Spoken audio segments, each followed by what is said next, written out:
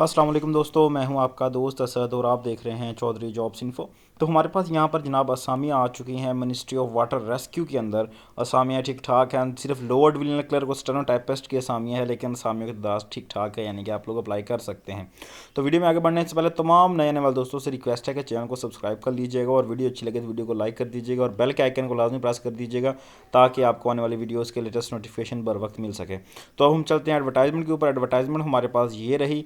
तो सबसे पहले अगर हम बात कर लेते हैं तो यहाँ पर उन्होंने कहा गया कि application invited from the appointed of the ministry of the water rescue to fill the following temporary vacancies like continue. ये आपका परमानेंट कॉन्ट्रैक्ट होगा, यानी कि आपको रखा तो कॉन्ट्रैक्ट पे ही जाएगा, लेकिन आपको बाद में किया जा सकता है, यानी कि रेगुलर बेसिस पे आपको किया जा सकता है अगर आपकी परफॉर्मेंस अच्छी होती है तो इस पे अप्लाई करना है। जस्ट ऑनलाइन अप्लाई करना है। उसका तरीका भी मैं आपको बता दूंगा कि इस पे अप्लाई कैसे करना है। इस पे अप्लाई करने की जो लास्ट डेट है वो जनाब अप्रैल 3 इस पे अप्लाई करने की लास्ट डेट है। तो सबसे पहले जो असामी है वो है स्टेनोटाइपिस्ट की। स्टेनोटाइपिस्ट का जो बेसिक पे स्केल है वो है 14। इंटरमीडिएट आपकी एजुकेशन होनी चाहिए। मिनिमम टाइपिंग स्पीड आपकी 80/40 होनी चाहिए। शॉर्ट हैंड टाइपिंग उसके कोर्स के अंदर। उसके बाद must be the computer literate, यानी कि आपको कंप्यूटर के बारे में अच्छी खासी जानकारी होनी चाहिए। एज की लिमिट जो रखी गई है वो कम से कम 18 और ज़्यादा से ज़्यादा 25 साल। और आपकी जो नंबर ऑफ पोस्ट यहाँ पर हैं वो है 13।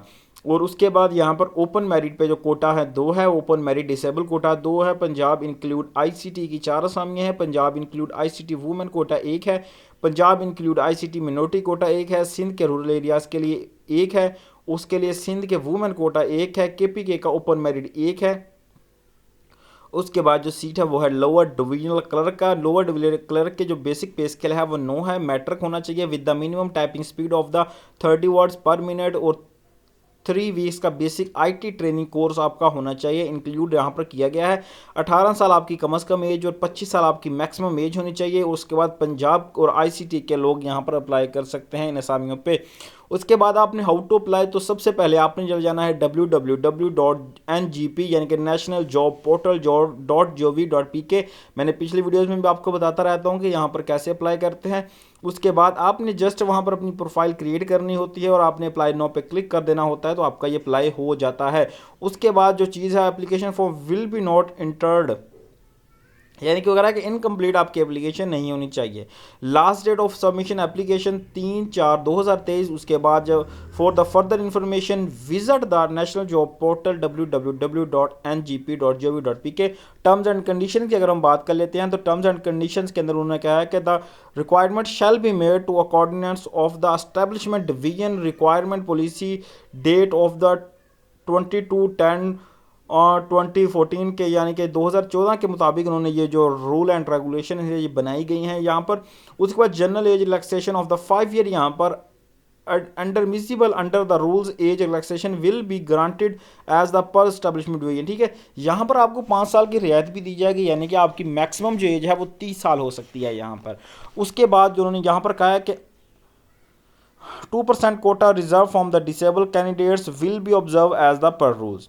Candidates already in the government service, यानी जो पहले से गवर्नमेंट के मुलाजिम हैं एनओसी लेकर अप्लाई करेंगे। उसके बाद copies of the testimonials are not required to be attached. Original documents will be examined at the time of the interview, यानी कि इंटरव्यू के लिए आपको अपने ओरिजिनल डॉक्यूमेंट्स को लेके जाना होगा। उसके बाद जो उन्होंने कहा गया कि in the case of any false और द फॉर्जन इंफॉर्मेशन, तो आपको जो होगा फेक और the bogus documents the ministry reverse the right of the cancel the candidates at any stage, यानी कि आपने जो इन्फॉर्मेशन दी होगी अगर उनमें से कुछ गलत होगा या आपने फेक डॉक्यूमेंट दिए होंगे तो वो आपको किसी भी स्टेज पे आपको कैंसिल कर देंगे। यानी कि जो आपने अप्लाई करने के लिए डॉक्यूमेंट देने हैं वो सारे ओरिजिनल देने हैं। उसने कहा उसके बाद है कि no TA DA will be paid, आपको कोई टीएडीए नहीं दिया जाएगा। Minister of water and the reserve the right to increase and decrease the vacancy and cancel the requirement process at the part of at the any stage without। ठीक हो गया। उसके बाद उन्होंने कहा कि ये जो मिनिस्ट्री ऑफ वाटर है ये किसी भी जगह पे आपकी सीटों को कैंसिल कर सकती है। और इसमें सबसे जो दूसरी अच्छी बात है, पहली तो यह है कि इसका ऑनलाइन अप्लाई है, दूसरा है कि इसकी आपको चालान नहीं भरना पड़ेगा।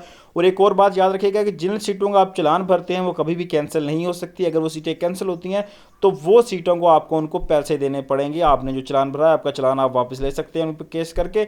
अगर आप ऐसी सीटें जिन पे आपने चालान नहीं भरा होता, वो जो सीटें होती हैं वो कभी भी कैंसिल हो सकती हैं। तो आज तक के लिए इतना ही। नेक्स्ट वीडियो के लिए चैनल को वाले सब्सक्राइब। मिलते हैं इंशाल्लाह बहुत जल्द नेक्स्ट वीडियो के साथ।